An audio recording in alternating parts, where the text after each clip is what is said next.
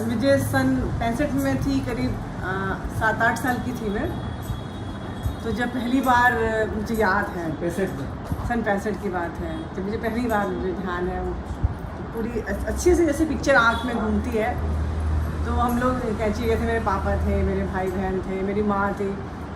तो माँ ने घर में ही बेसन पिसता था, घर में चना होता था, घर में खेती होती है, तो उसे बना के घर में तो घर का धो के साफ करके महाराज के पास जाना है, घर में चक्की से पिसवा के उसको उन्होंने फिर भून के उसको बेसन बनाया खूब सारा। लड्डू नहीं बांधे थे, एक बड़ा सा डिब्बा था, लड्डू तो कम हो जाएंगे, स्टील डब्बे में उसको पूरा भर दिया था। जब लोग वहाँ पहुँचे तो महाराज जो पतला पुल था लकड़ी वाला नीचे पीछे की तरफ जो था, अब तो नहीं है कैंची में, तो महाराज वहाँ बैठे हुए थे। वो सीन मतलब मुझे आंखों में, मेरे पहला सीन मुझे वही याद है। तो हम लोग वहाँ पहुँचते हैं तो बाबा देखते बड़े खुश होते हैं, मिले तो पापा ने उनको दिया डिब्बा। तो जितने लोग कुछ लोग पानी में खड़ाते थे, कुछ पत्थर में खड़ाते थे, वहाँ नीचे पानी होता था।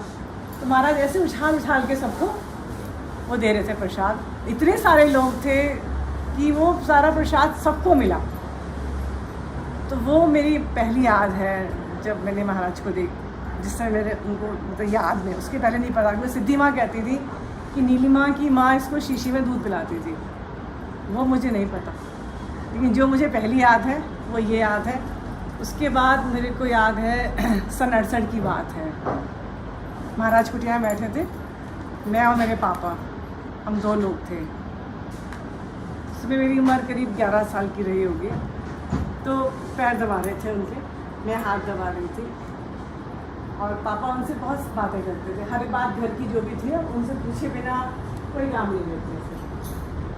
तो लेटे उठ के बैठ गए थे, कहते हैं पापा से, कैलाश, मेरे पापा का नाम कैलाश चंद्र, तेरी ये बेटी ऐसे सारे मेरे लिए आती है, तेरी ये बेटी मेरे लिए आती है।